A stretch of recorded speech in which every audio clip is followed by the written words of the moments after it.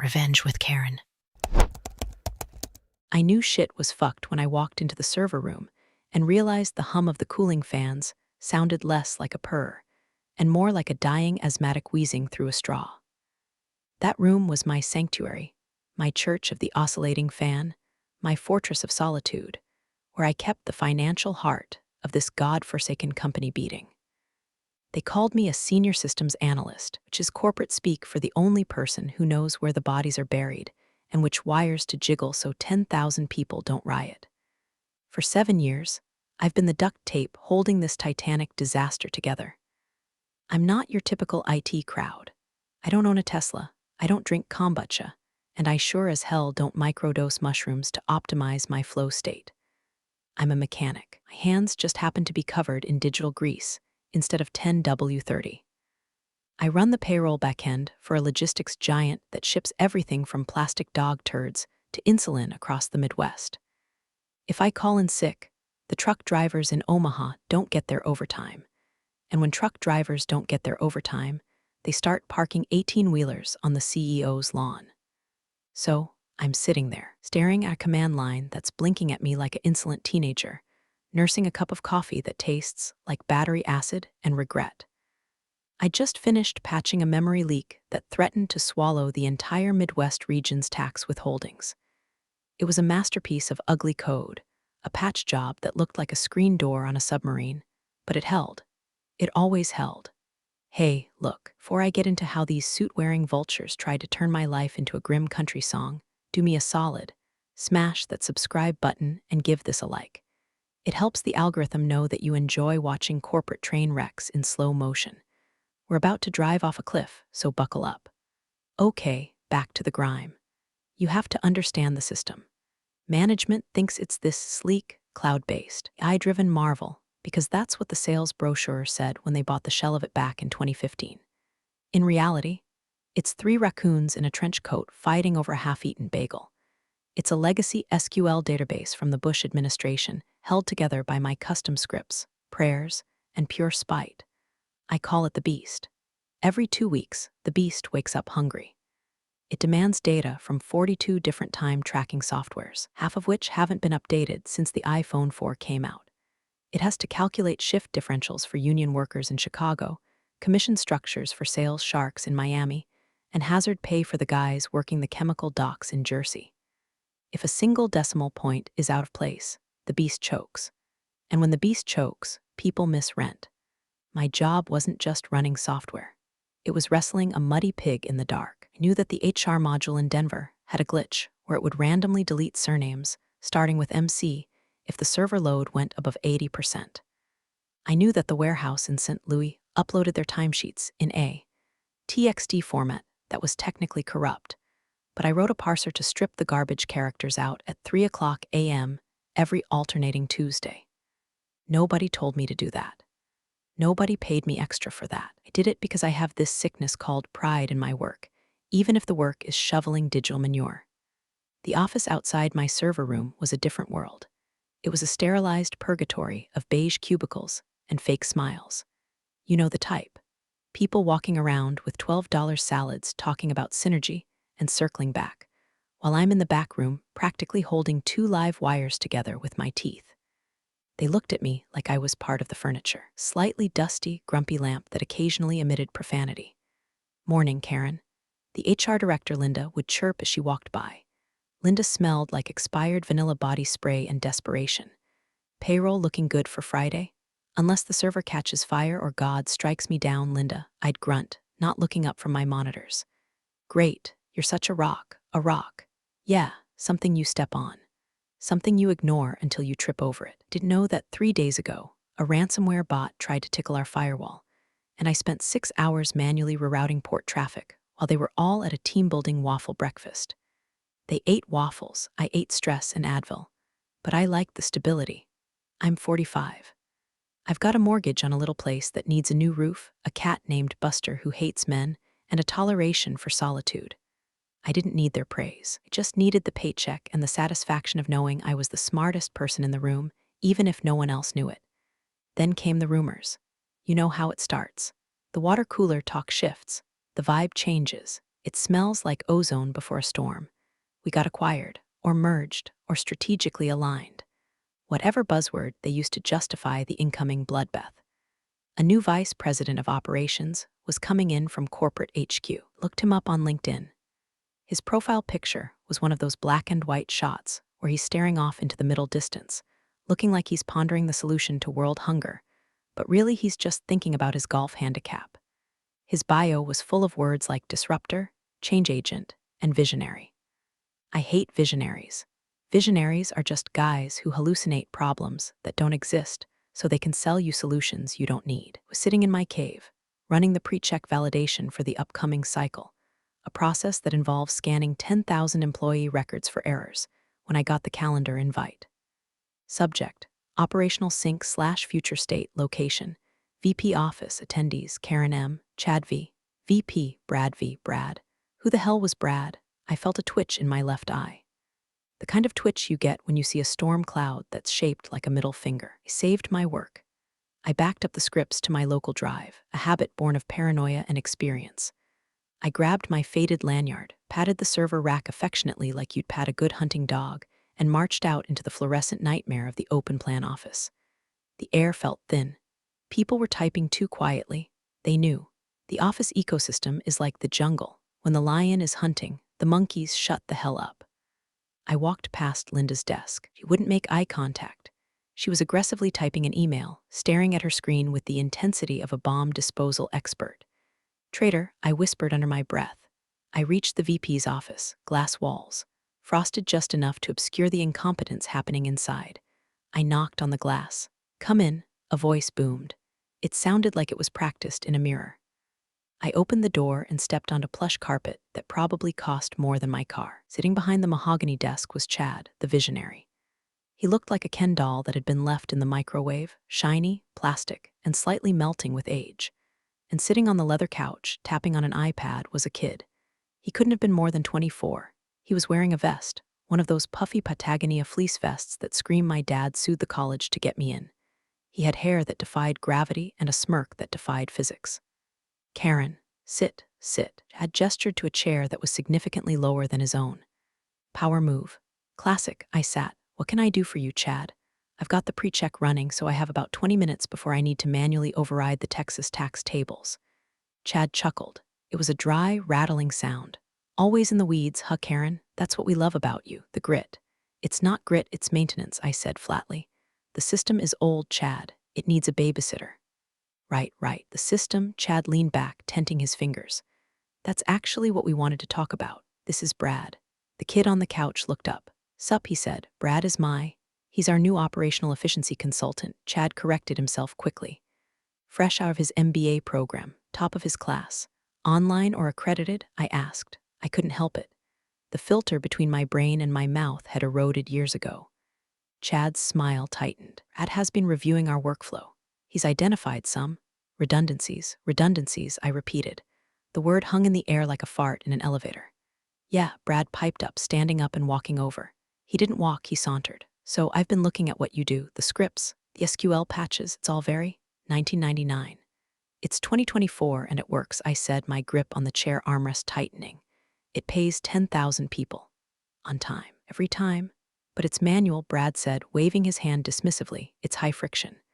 I've built a model that streamlines the whole ingestion process. A model? I asked. You built a payroll engine in 2 weeks, not an engine, Brad smirked. I use the existing data export feeds. I can run the whole allocation matrix. In Excel. I stared at him. For a long time. The silence stretched until it snapped. Excel, I said softly, going to run a multi-state, union-compliant, variable tax rate payroll for 10,000 employees. In a spreadsheet? With macros, Brad added as if that explained everything.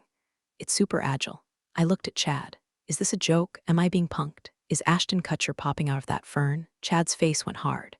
We're pivoting to a lean methodology, Karen. We need to modernize your role, the legacy maintenance. It's just not in the budget for the next quarter. Handing the process over to Brad effective immediately. The words hit me like a bag of wet cement.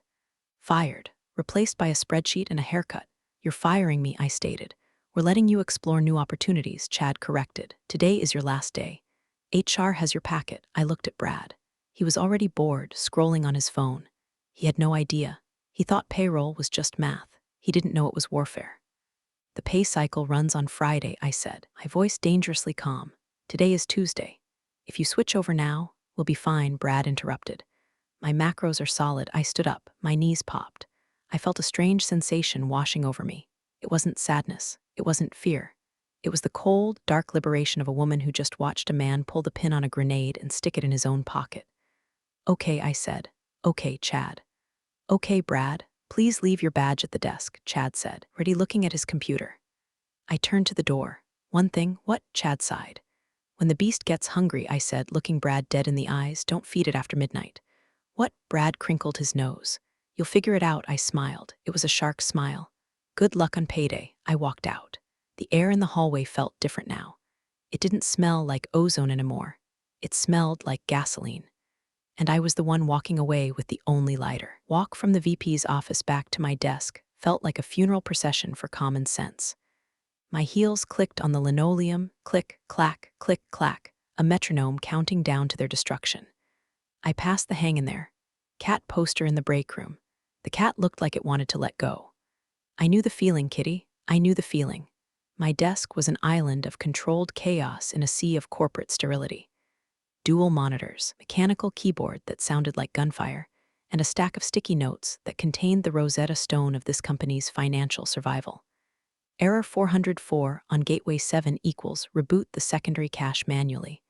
Tim in accounting is a liar. Verify his inputs.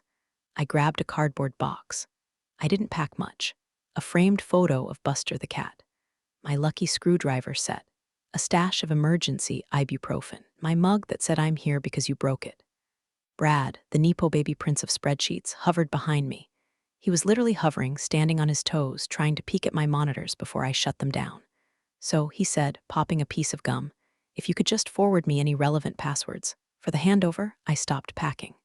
I turned slowly. I looked at this kid who thought pivot tables were a personality trait. Relevant passwords, I repeated. Yeah, admin access. Database keys, the usual. It's in the documentation, I lied. There was no documentation. The documentation was a Word document from 2009 that just said good luck and a picture of a burning building. But I wasn't going to tell him that. Cool, cool, Brad nodded, clearly not listening. I'm gonna migrate the data tonight. My Excel model is gonna blow Chad's mind. It's got a dashboard with like traffic lights. Red for stop, green for pay. Traffic lights, I deadpanned. Revolutionary, I know, right?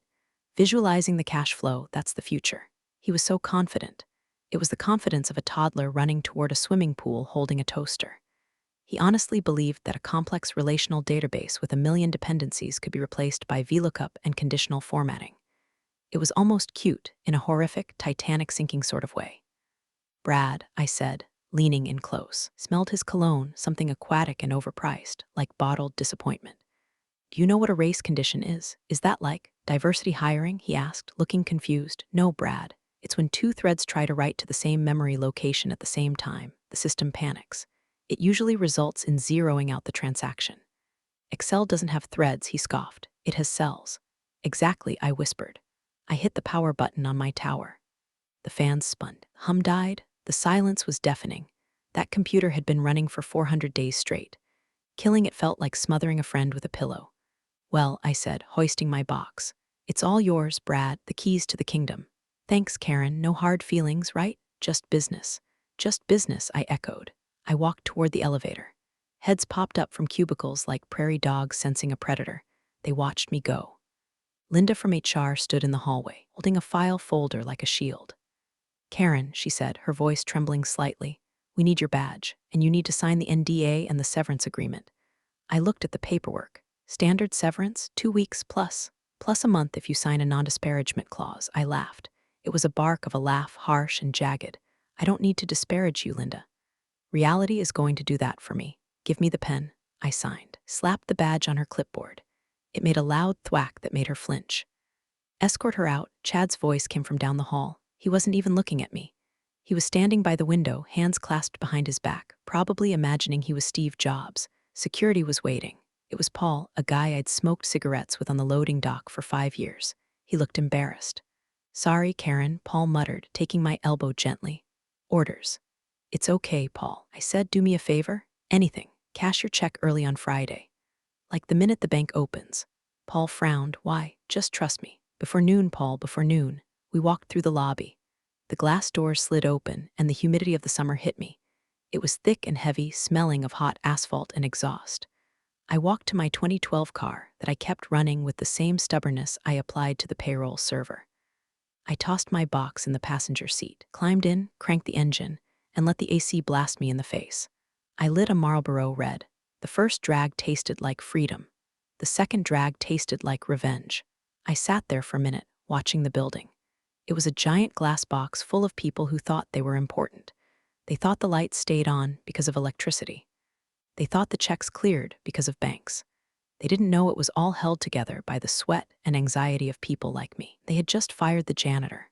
My phone buzzed. A text from a number I didn't save, but I knew was Brad's. Hey Kay, just loaded the master CSV into the sheet. It's lagging a bit. Is there a trick to make it faster? I stared at the screen. Lagging a bit. He probably just tried to load 10,000 rows of historical data into a pivot table on a laptop with 8 gigs of RAM. I didn't reply. I took another drag of my cigarette, exhaled a plume of gray smoke against the windshield, and put the truck in gear. Create a ticket, I said to the empty cab. I drove home. I stopped at the liquor store on the way, not for the cheap stuff. I bought a bottle of good bourbon, the kind you drink when you're celebrating a birth or a death. When I got home, I didn't cry. I didn't rage. I put on my sweatpants, the ones with the bleach stain on the knee, and I sat on my porch. I poured a glass. I watched the sun go down over the neighbor's unkempt lawn. The silence in my head was beautiful. For 7 years, my brain had been a constant ticker tape of deadlines, error codes, and compliance updates. Now, nothing, just the crickets and the ice melting in my glass. But I knew what was happening back at the office. I could feel it. The electrons were colliding. Brad was probably clicking refresh on his spreadsheet, wondering why the wheel was spinning. Didn't know that the raw data from the warehouse time clocks came with a hidden header row that corrupted Excel parsing unless you stripped it with a Python script. He'd find out. Maybe not tonight, maybe not tomorrow, but Friday was coming. Friday is Judgment Day. I took a sip of bourbon. It burned, warm and lovely. My son has an MBA, I mocked, speaking to the cat who had wandered out to join me. Buster, do you have an MBA? Buster licked his butt. Exactly, I said, you're overqualified. Wednesday morning broke with the kind of aggressive sunshine that makes a hangover feel like a personal attack from God. But I wasn't hungover. I was clear, crystal clear. I woke up at 6:30 a.m. out of habit, reached for my phone to check the server logs, and then stopped. My hand hovered over the nightstand, not my monkeys, not my circus. I rolled over, pulled the duvet up, and slept until 10. It was the most rebellious thing I've done since I smoked weed behind the bleachers in 1996. By noon, I was on my couch, watching a documentary about deep-sea squids, eating dry cereal out of the box. My phone was on the coffee table, face down. I'd set it to silent, but I could hear the vibration against the wood. Buzz, buzz, buzz. It started slow. A few texts from work friends. Where are you? Linda said you left. Bro, Brad is running around sweating through his vest. What did you do? I didn't answer. I just watched the giant squid fight a sperm whale. It was a metaphor. I was the squid, or maybe the whale. Either way, someone was getting eaten in the dark. I opened my laptop, my personal laptop, a beat-up ThinkPad running Linux, not the corporate spyware garbage they gave me. I couldn't access the internal servers anymore, obviously. My credentials had probably been revoked before I hit the parking lot. But here's the thing about the beast. It connects to outside vendors, the bank, the benefits portal, the 401k provider. I couldn't log in, but I could see the traffic requests on the public-facing APIs if I knew where to look. And I knew where to look because I built the damn gateways. It was quiet. Too quiet.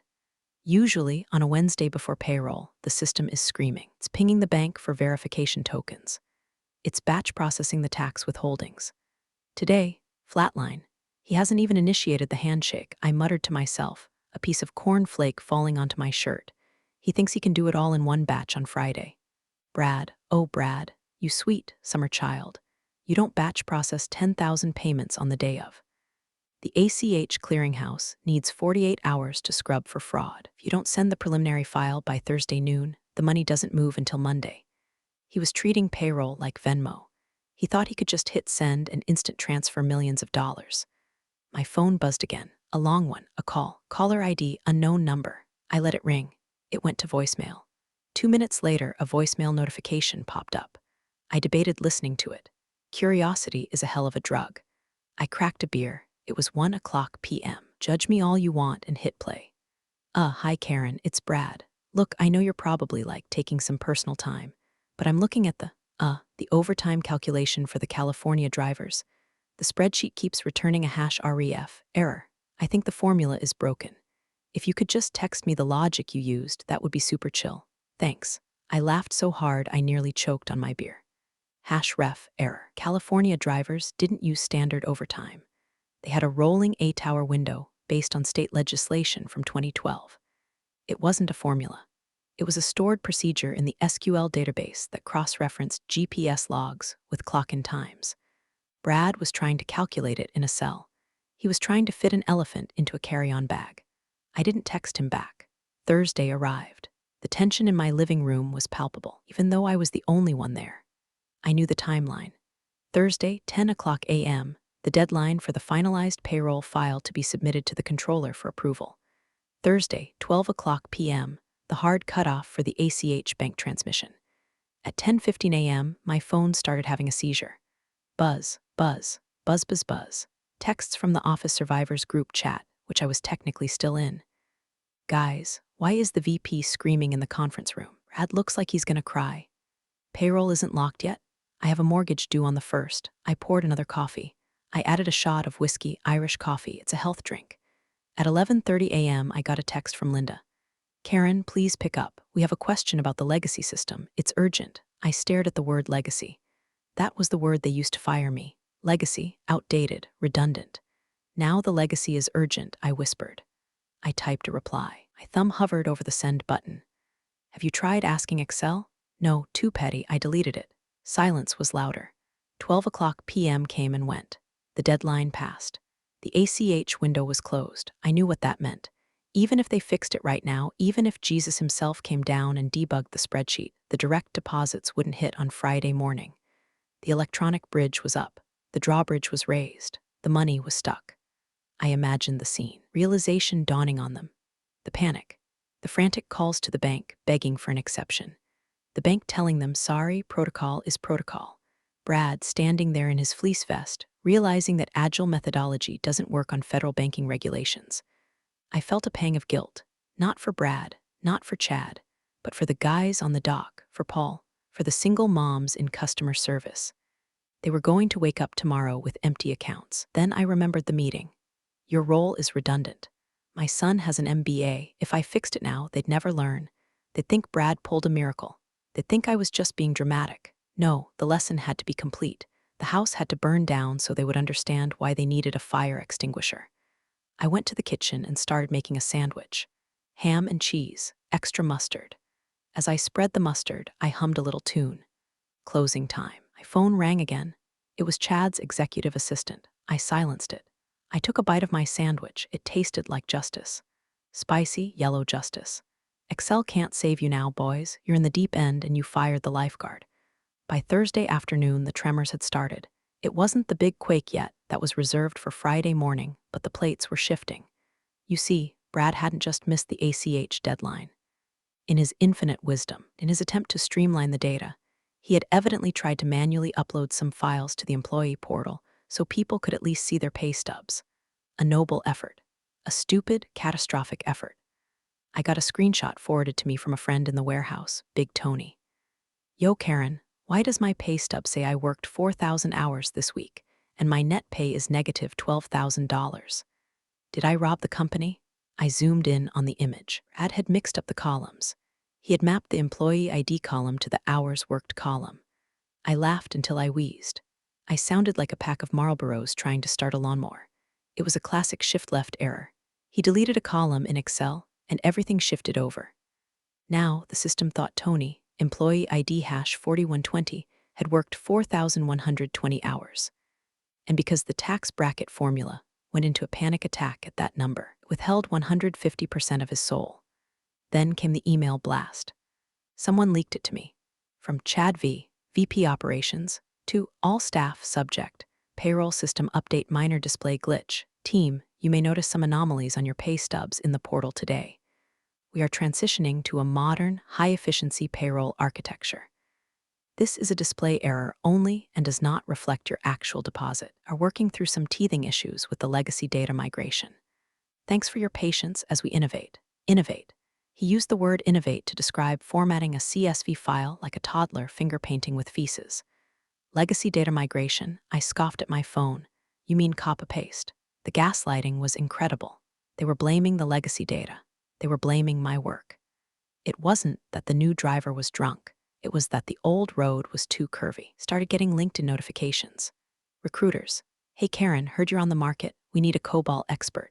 Karen, are you available for contract work? We have a burning server. News travels fast in IT. The systems admins at other companies talk. They sniff out blood in the water, they knew. If a payroll run fails at a major logistics firm, the vibrations travel through the network. I ignored them.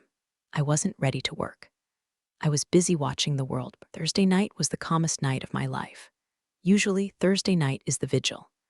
I stay up until 2 a.m. monitoring the batch processes, watching the green text scroll, waiting for the success flag. Tonight, I took a bubble bath. I don't even like bubble baths.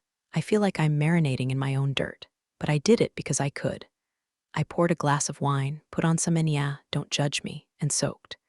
My phone was on the toilet lid. Face up this time. I wanted to see the desperation. 8:45 p.m. text from Brad. K, seriously. The tax tables for the stat aren't calculating city tax. Is there a hidden sheet? I unhid all rows, but I can't find the municipal codes. 9:12 p.m. text from Linda HR. Karen, we might need to contract you for a few hours. Consultation rate. Can we talk? 10:30 p.m. missed call from Chad. No voicemail. Was too proud to leave a voicemail. I sank lower into the bubbles. Municipal codes aren't in the sheet, Brad, I whispered to the steam. They're called via an API from the state government server, which requires an encrypted handshake key that is stored on a secure USB drive in my desk drawer. The one you probably threw in the trash. That key rotated every 30 days. It had rotated yesterday. Without that key, we're calculating taxes based on 0%. That's a federal crime. That's IRS agents with windbreakers territory. They weren't just incompetent, they were accidentally embezzling. I got out of the tub, dried off, and put on my favorite oversized t-shirt, the one with a picture of Danny DeVito eating a ham sandwich. It felt appropriate. I checked the weather for tomorrow. Thunderstorms, perfect. I went to bed. I slept like a baby. Baby who knows that the adults have lost the keys to the house and left the oven on.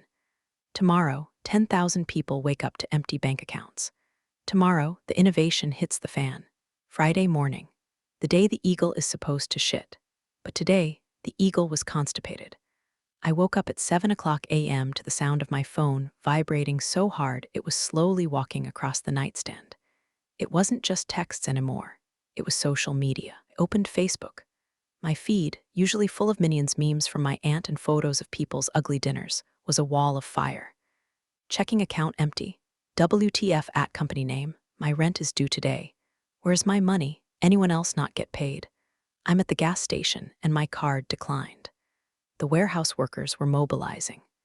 The union rep, a guy named Big Mike who has hands the size of honey hams, posted a video standing in front of the distribution center. No pay, no play, Mike growled into the camera. Trucks ain't moving until the money hits. This is breach of contract. A wildcat strike, in less than 8 hours since the deposits failed. I turned on the local news while I made coffee, and there it was. A ticker at the bottom of the screen, logistics giant faces payroll glitch, union threatens walkout. Glitch. They were still calling it a glitch. Glitch is when your video game freezes. This was systemic organ failure. My phone rang. It was Paul from security. I picked up.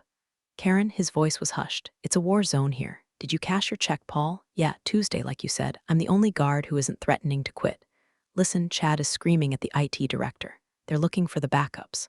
Good luck, I said, sipping my coffee. They're saying the backups are corrupt. They're saying you sabotaged them. My grip on the mug tightened. I didn't sabotage shit, Paul. The backups are encrypted. The decryption key is in a script that runs automatically when I log in with my admin credentials. Credentials they deleted. Oh, yeah, it's a fail-safe. Dead man's switch. If I get hacked, the attacker can't read the backups. If I get fired, well, they're talking about legal, Karen. They're saying they're going to sue you for malicious destruction of data. Let them try, I said. My employment contract says I'm responsible for system maintenance, not post-termination consulting. And the data isn't destroyed. It's just locked in a box and they threw away the key. Brad is crying, Paul added, like actual tears. In the break room, good. Salt water is good for the complexion. I hung up. The legal threat annoyed me. It was the last refuge of the incompetent. We broke it, so we'll sue you for not being here to fix it. I walked over to my bookshelf. I pulled down a thick binder, Standard Operating Procedures 2018. I had written it years ago. It was outdated, sure, but it had the core architecture diagrams. I flipped through it. I could fix this. I could walk in there, type 6 lines of code, restore the SQL state from Tuesday, and force push the ACH file. The bank would charge a massive rush fee, but people would get paid by Saturday morning. But why should I? Replaced me with a spreadsheet. They insulted my life's work. They endangered the livelihoods of 10,000 families because they wanted to save a senior salary and pay a 24-year-old MBA peanuts. If I saved them now, they'd learn nothing. They'd say, see, it was just a hiccup. Brad would keep his job. Chad would get his bonus. No, they needed to feel the heat. They needed to smell the burning plastic. I got an email on my personal account. Not from Chad, from the legal department. Subject: immediate demand for access, Miss Last Name. It has come to our attention that you have withheld critical encryption keys. We demand immediate release of said keys, or we will seek injunctive relief. I didn't reply. I forwarded the email to my lawyer, a guy named Saul, no, really, who operates out of a strip mall next to a vape shop. Saul is a pit bull in a cheap suit. He lives for this. I texted Saul, sick am. I went to the fridge. I was out of creamer. Guess I have to go to the store, I told the cat. I drove to the grocery store. I took my time. I walked down the aisles, squeezing avocados. I saw a woman in a company uniform, one of our drivers, staring at a package of diapers. She put them back on the shelf. My heart broke. That was real. That was the collateral damage of Chad's ego. I walked up to her. I didn't know her name. Hey, I said, here. Handed her a $50 bill. What? No, I can't. She stammered. Take it, I said, company bonus. The system is messed up. It'll be fixed soon. You work there? She asked, looking at my faded jeans and band t-shirt. Used to, I said. I'm the one they fired so they could afford the incompetence. She took the money. Thank you. Don't thank me, I said, my voice hard. Blame Brad. I left the store. My anger was cold now. It had crystallized into something sharp. I wasn't just going to wait for them to call. I was going to make them beg. By 2:00 p.m. on Friday, the company wasn't a business anymore. It was a crime scene.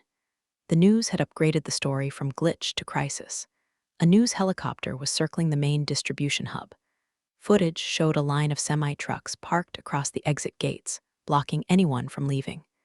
The drivers were sitting on their hoods, eating sandwiches, holding signs that said cash or crash. It was beautiful. It was the French Revolution with diesel fumes. Inside the glass box of the headquarters, things were allegedly devolving into Lord of the Flies. Paul, my inside man, was live texting me the play-by-play. Chad just threw a stapler at the wall. Legal is screaming that they can't get a judge to sign the injunction on a Friday afternoon. IT tried to restore from a backup tape from 2022 and crashed the email server. Now nobody has email. The spreadsheet, the glorious, cursed spreadsheet. Apparently, Brad had tried to fix it one last time.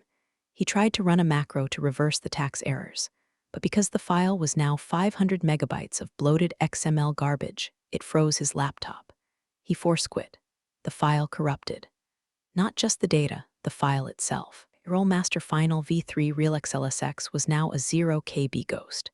He had no backup, because the cloud was supposed to save it. But he hadn't synced it.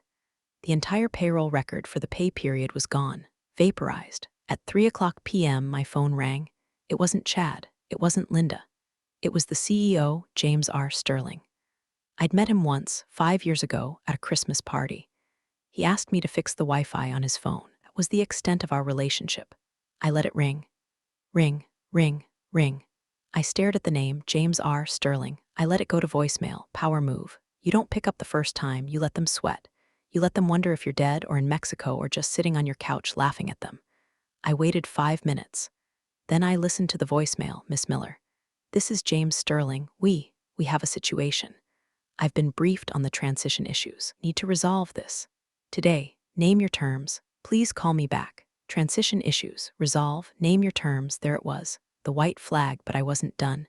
They needed to understand that this wasn't a negotiation about money. This was an exorcism. I didn't call him back. Instead, I poured another cup of coffee and opened my laptop. I logged into my encrypted personal cloud. I pulled up the doomsday script. It was a simple script. Wrote it 3 years ago when they denied my raise. It doesn't destroy data. It just verifies it. It runs a checksum on the entire database structure and rebuilds the indexes. It's the digital equivalent of untangling a ball of yarn. But only I could run it, and only I knew the password to the tunnel. At 3:30 p.m., my doorbell rang.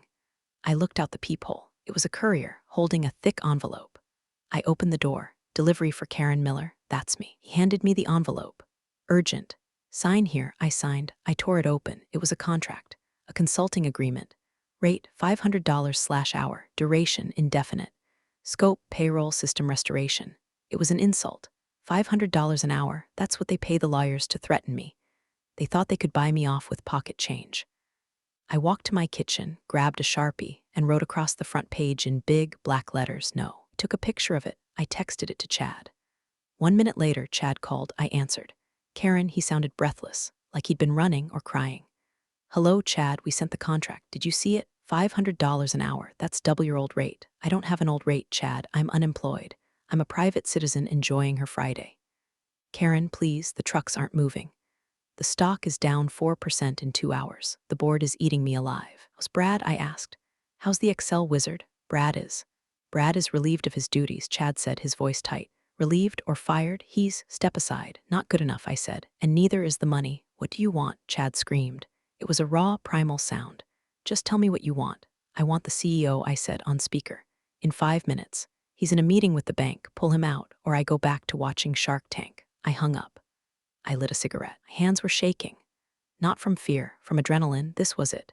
The moment where the mechanic tells the race car driver that the engine doesn't start without the key, and she swallowed the key. I waited. The clock ticked. 3:45 p.m. 3:50 p.m. The phone rang. James R. Sterling. I slid the icon to answer. This is Karen. Miss Miller, the CEO's voice was smooth, practiced, but I could hear the tightness in his jaw from 3 miles away. I'm on with Chad and Linda from legal. Hi, James, I said. I didn't call him Mr. Sterling. We were peers now. Actually, no, I was above him. I was the supplier and he was the desperate junkie. We need the payroll system back online, immediately. We understand there were errors in the transition to the new process. You mean when you fired me and let a toddler play with a loaded gun? I asked, examining my fingernails. Silence on the line. Then a throat clearing. Acknowledged that the implementation of the manual spreadsheet model was premature. It was malpractice, James. You violated federal labor laws, tax codes in 12 states, and the trust of every person who drives a truck for you. You didn't just break the software, you broke the company. We are prepared to offer you a significant retainer to fix it, James said, rushing past the morality lecture. Name your price. I took a drag of my cigarette. Sent me a contract for $500 an hour. That was cute. What is your number? $25,000, I said. A month, James asked. For this weekend, I corrected. Paid upfront. Wire transfer before I touch a keyboard. Choking sounds from the other end, that's extortion. Linda squeaked. No, Linda, extortion is threatening to sue a fired employee for your own incompetence. This is consulting. Specialized emergency consulting. Hazard pay. Fine, James said immediately. Done. $25,000. Wired today. I'm not finished, I said. What else? James sounded tired. I want a new contract. 1 year guaranteed, triple my previous salary. And I report directly to the CIO, not operations. I'm done with Chad. Done, James said. Chad can restructure, and one more thing. Yes, I want a written apology. From Chad and Brad. Sent to the entire company, admitting that the delay was caused by management error and the removal of critical IT personnel. And I want it posted on the intranet. Karen, we can't. Chad started. Shut up, Chad, James snapped. We'll do it. Good, I said. Send the wire. Send the contract. When the money hits my account, I'll start the car. How long will it take to fix? James asked. If Brad hasn't deleted the master logs, 6 hours. If he has, 12. He might have deleted some things. Chad mumbled. 12 hours then. Plus the bank processing time. I can get the file to the Fed by Saturday morning. People get paid Monday. Monday, James exhaled. Okay, Monday is acceptable. It prevents the lawsuit. Pleasure doing business with you, I said. I hung up. I sat there for a moment, staring at the phone. $25,000 for a weekend. Triple salary. The utter humiliation of my enemies. I should have felt elated. I should have been dancing on the coffee table. But mostly, I just felt tired. It shouldn't have come to this. It shouldn't take a disaster for people to respect the person who keeps the lights on. I looked at my computer. The doomsday script was waiting. Ding, my banking app notification. Incoming wire transfer, $25,000.00. I stood up. I went to the bathroom and washed my face. I looked in the mirror. It looked like a woman who had just survived a war. Dark circles, messy hair, cigarette ash on my shirt. Time to go to work, I told my reflection. I put on a clean shirt. I grabbed my keys. I grabbed my lucky screwdriver. I walked out to the truck. The air smelled of rain. I drove back to the office. The sun was setting, casting long, bloody shadows across the parking lot. The picket line was still there. The drivers saw my truck. Some of them recognized me. I must have told them. They parted ways. One guy, a massive bearded dude holding a sign that said, "Where's my rent?" gave me a thumbs up. I drove through the gates. I parked in the VP's spot, because why the hell not? I walked into the lobby. Paul was there. He grinned. "Welcome back, Cotter," he said. Paul, I nodded. "Is the coffee fresh? Made a new pot just for you." I took the elevator up. The doors opened. The office was quiet now. Most of the staff had fled. The lights in the conference room were on. I walked in. Chad was sitting at the head of the table, head in his hands. Brad was in the corner, staring at the floor. James, the CEO, was standing by the window. They all looked up. I didn't say hello. I didn't smile. I walked to the server room door, unlocked it with the key they had to give me back, and stepped inside. The hum was there. The fans, the heat. "Hello, Beast," I whispered. "Did you miss me?" Server room smelled like ozone and stale fear. Brad's cologne still lingered in the air, a phantom scent of failure. I sat down at my terminal. My chair was still adjusted to my height, thank God, and cracked my knuckles. I pulled up the logs. It was a crime scene. Brad hadn't just used Excel. He had tried to force-feed the SQL database with raw text commands he probably found on a Reddit thread titled "How to SQL for Beginners." It locked the transaction tables. The system wasn't dead. It was in a coma, protecting itself from his stupidity. I began to type. Select from payroll staging where status equals locked. 10,000 rows returned. Jesus, I muttered. He had manually locked every single employee record. I started the purge. I wrote a script to kill the hung processes. It was rhythmic. Click, clack, click. The mechanical keyboard sang the song of redemption. The door behind me opened. I didn't turn around. Karen, it was Brad. His voice was small. "Don't," I said, "don't speak. Don't breathe too loud. You are a ghost, Brad. You don't exist. I wanted to say. The tutorial said that." I spun my chair around. The look on my face must have been terrifying because he took a step back. "The tutorial?" I asked, my voice low. "You tried to run a billion-dollar payroll based on a YouTube tutorial. It worked on the sample data," he whispered. "Sample data is a garden hose, Brad. Production data is a fire hose. You tried to drink from the fire hose and you drowned us all." I turned back to the screen. "Get out of my church." He left. I worked. Hour 1, hour 2. I restored the tax tables from the backup I kept on my encrypted partition. I reran the logic checks. Green text started to flow across the screen. Verifying employee ID 0001. Okay. Verifying employee ID 0002. Okay, it was beautiful. It was the digital heartbeat returning. At hour 4, Chad came in. He brought me a coffee, a peace offering. "How's it looking?" he asked, trying to sound authoritative but failing. "The patient will live," I said, not taking the coffee. "But she's gonna have a limp." Meaning I have to manually reconcile the time clock differentials for the last 3 days. Brad's spreadsheet erased the overtime flags. Have to rebuild them based on the door swipe logs. "Can you do it?" "I'm Karen," I said. "I can do anything except tolerate fools." "Yes, I can do it. James is asking for an ETA. Tell James I'll have the ACH file ready by 2:00 a.m. He needs to wake up the bank president." Chad nodded. He looked older than he did on Tuesday. "Karen, save it, Chad. Read the apology letter you're going to write. Make sure you spell incompetence correctly." Walked away. I put my headphones on. AC/DC highway to hell. I entered the flow state. The code was flying now. I was stitching the wounds, bypassing the corrupted sectors, rerouting the data streams. I felt like I was welding underwater. By 1:30 a.m., the file was ready. Payroll export final, actually final dat. I ran the checksum. It matched. I hit the transmit button. A progress bar appeared, connecting to Federal Reserve Gateway. Authenticating, transmitting, I held my breath. This was the choke point. If the bank rejected the handshake because the keys were out of sync, transmission complete. Batch ID, #992,810. I exhaled, a long, shaky breath. The money was moving. It was flying through the fiber optic cables, bouncing off satellites, diving into servers. 10,000 bank accounts were about to get a pending deposit notification. Slumped back in my chair, my back hurt, my eyes burned, I needed a cigarette. I stood up and walked out of the server room. The conference room was empty except for James. He was asleep in a chair, his tie undone. "It's done," I said. He jerked awake. "What? It's done?" "The money is at the bank." He looked at his watch. 1:45 a.m., you beat the estimate. "Under promise, over deliver," I said. "That's what actual professionals do." James stood up. He extended his hand. I looked at it. I didn't shake it. "I'll be in on Monday to sign the new contract," I said, "and to interview my new team. I want 3 junior analysts, real ones, not MBA. I want kids who know how to code and aren't afraid to get their hands dirty." "Whatever you need," James said. "And James?" "Yes, tell Brad to update his LinkedIn." Payroll specialist might be a stretch. I turned and walked to the elevator. I walked out into the cool night air. The trucks were still there, but the drivers were asleep in their cabs. I took out my phone. I texted Paul, "Tell the boys to check their apps." Eagle has landed. I got in my truck. I didn't turn the radio on. I just listened to the engine purr. I drove home. I was $25,000 richer. I had a job that paid triple. I had one.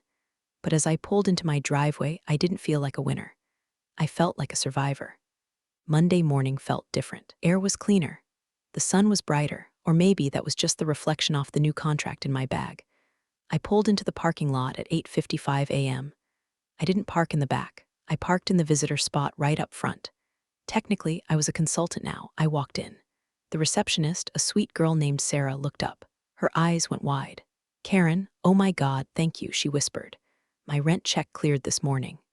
"You're welcome, Sarah," I said. "Spend it all on avocado toast." I walked to the elevator. People were looking at me, not the way they used to, like I was furniture. They looked at me like I was a wizard who had just slain a dragon. There was fear and there was respect, mostly fear. That works. I went to the IT floor. My old desk was still there, but it was empty. Brad's stuff was gone, no fleece vest, no gum wrappers. I walked into the VP's office. Chad was there. Looked like he hadn't slept all weekend. "Karen," he said, standing up. "Sit down, Chad," I said, taking the chair opposite him. "Did you post it?" He nodded. He turned his monitor around. There, on the company intranet homepage, was a text box. "Official statement regarding payroll delay. We sincerely apologize. Management error. Underestimation of system complexity. Rapid transition failure. A restructuring our operations department to ensure this never happens again." It didn't name Brad explicitly, but everyone knew. "Where is he?" I asked. "Brad has decided to pursue other opportunities," Chad said. "He's going back to school. Law school, I think." "God help the legal system," I muttered. "And me?" Chad asked. "James said I report to you on technical infrastructure now." "That's right," I said. "No more visionary ideas, Chad. No more disrupting. Now on, if you want to change a printer cartridge, you run it by me. If you want to update Adobe Reader, you submit a ticket.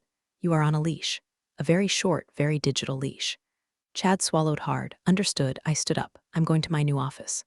"I assume you cleared out the corner one?" "Yes, it's ready." I walked to the corner office. It had windows, it had a view of the highway, it had a door that closed. I sat down in the leather chair. It was comfortable. I opened my laptop. The beast was purring, all systems green. I took a sip of my coffee. This is the thing about the modern world. People think it runs on money or politics or innovation. It doesn't. It runs on millions of lines of ugly spaghetti code written by tired people in dark rooms. It runs on the invisible glue that holds the crumbling infrastructure together.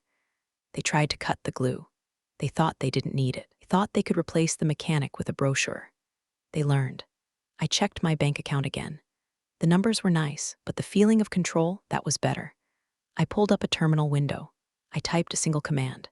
Uptime system up, 0 days, 8 hours, 12 minutes. It was a fresh start. I leaned back, put my feet on the desk, boots and all, and lit a cigarette. Yeah, you're not supposed to smoke inside. What are they gonna do? Fire me. I'd like to see them try. The phone on my desk rang. Payroll operations, Karen speaking. Hey Karen, it's James Sterling. What can I do for you, James? Just wanted to say, thanks, and that smell is something burning. I took a long drag. Just the bridges I burned, James, just the bridges. I hung up. I turned on my Danny DeVito asthma playlist. I opened a new spreadsheet. Project Total System Rewrite. Estimated cost $2 million. Lead consultant, Karen Miller. I smiled. Don't mess with the janitor. We have the keys to everything. And to all the Brads out there with their Excel sheets and their vests, check your formulas, boys. The real world doesn't have an undo button. Appreciate you sticking around, you wise old rebels. Smash that subscribe button, or this fossil might just cause another epic fiasco.